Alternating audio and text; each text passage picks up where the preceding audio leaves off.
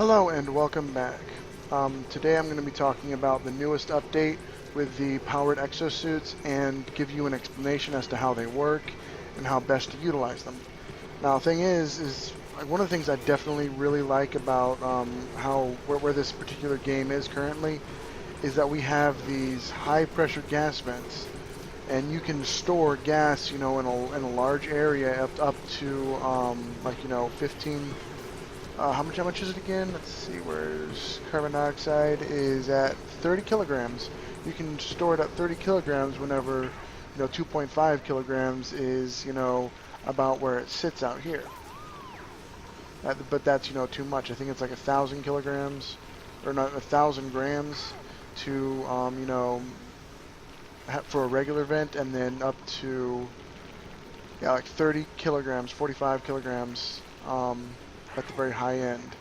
But that's one of the things I like about this particular, like where it is currently. And another thing I like about where it is that you have this petroleum generator, and then you have the exosuits. Oh my god, man, these things are awesome. Thing is, if you're going into a high pressure area or an area you don't expect to find oxygen in, it's good to have these, and you got to make sure that the very last thing you have, or even the first thing you have, doesn't matter which, you just need an exosuit checkpoint, so that, okay, if you're to this side of it, like the direction it's pointing in, is the side that you will wear an exosuit. On the other side, you will not wear an exosuit. Now what I've been doing is I've been using this area as an area for my oil refinery to make all of this petroleum that's here. That way I can last for a very long time. And, I've also got, polluted water down here with a hydro switch controlling, when this turns on to save power. I got an oxygen generation room, it eats the carbon dioxide that's in here and, turns it into oxygen, which this pumps out, because this right here filters out the oxygen. And another thing about the exosuits is that it takes the oxygen that you pump into it, like this right here, pipe blocked. Why is pipe blocked? Oh yeah, there's too much carbon dioxide in here, and so it eats it up with my terrariums and puts out, a little bit of oxygen, and that little bit of oxygen, adds up over time, which is awesome.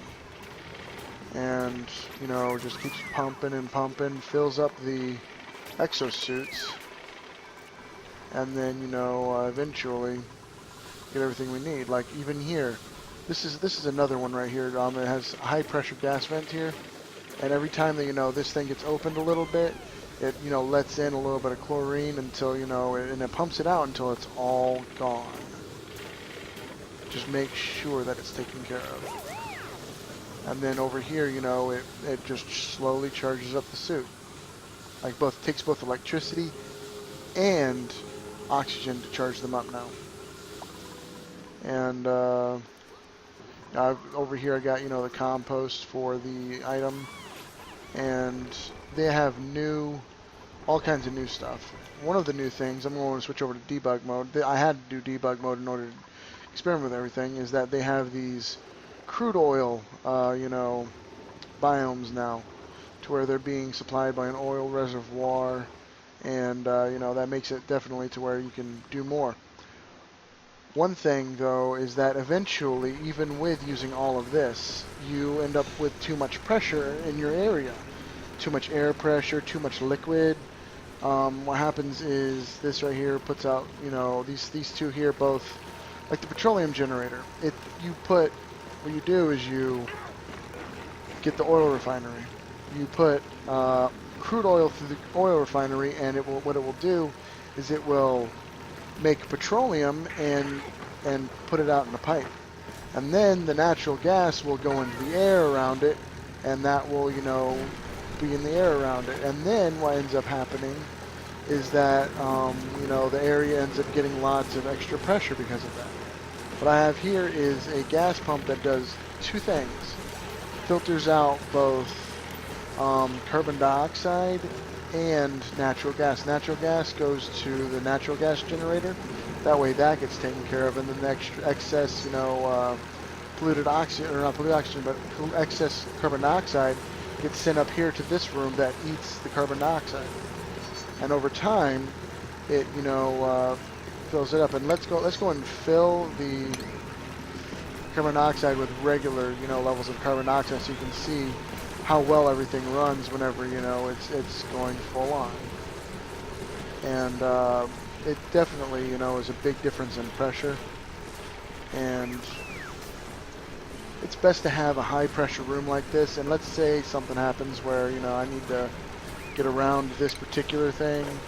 You open the door and it'll let, all the high pressure oxygen out. But right now, that's not what I want to do.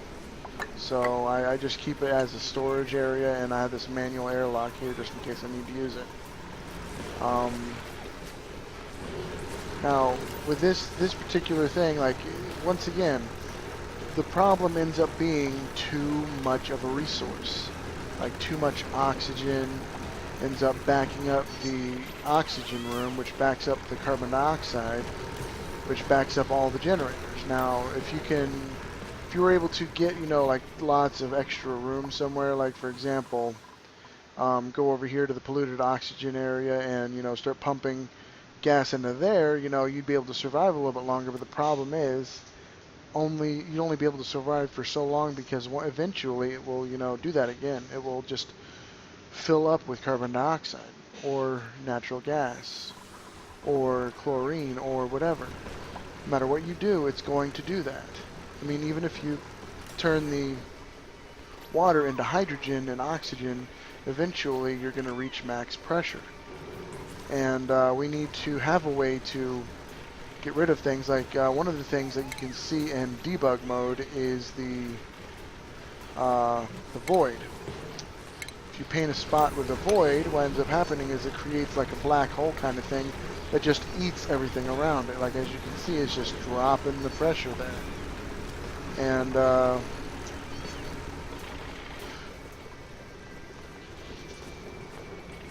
but yeah, that's definitely something that's doable. Let's go and get rid of this here real quick. Replace it with an airflow tile. That way, there can be a little bit more circulation here, air circulation.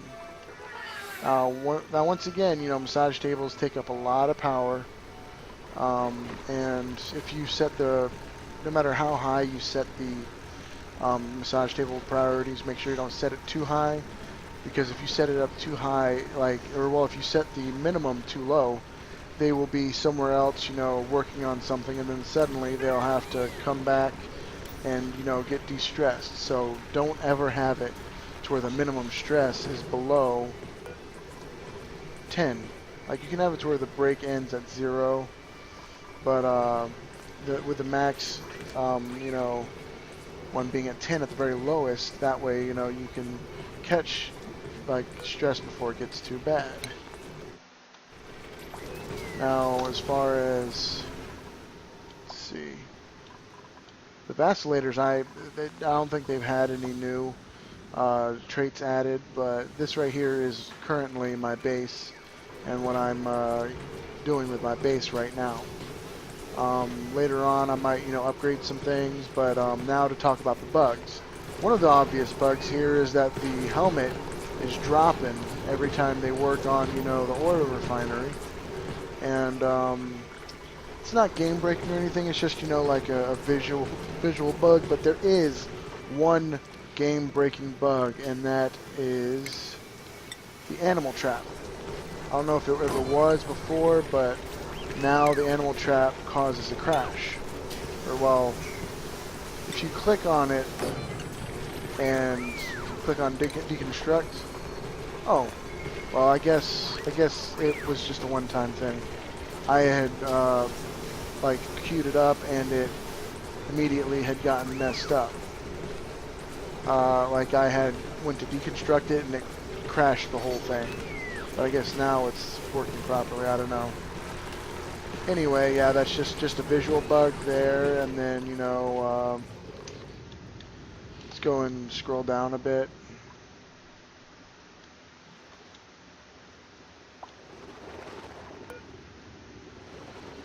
Consume carbon dioxide and exude crude oil. Yeah, that's definitely something you can try to capture. and you know, let's put it. I can't put it there, so.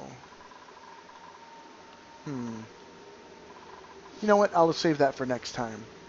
Next time I will get one of those animals and I will have an extra, you know, side area for it, and what it'll do is it will eat carbon dioxide that I put in there and exude crude oil, and I'll pull crude oil from that area and reintroduce it into the area and go from there. I will do that. But until then, uh, y'all have fun, and I'll see y'all next time. And don't forget to like, comment, and or subscribe.